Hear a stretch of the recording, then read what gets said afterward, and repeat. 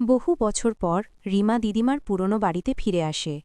নীরব বাড়ির শেষ প্রান্তে একটি কালচে ভেজা দরজা, যেটা নিয়ে দিদিমা বলতেন ও ঘর জেগে থাকে। কৌতূহলে রিমা দরজা খুলে দেখে একদম খালি ঘর, মাঝখানে শুধু কুয়াশাচ্ছন্ন একটা পুরনো আয়না।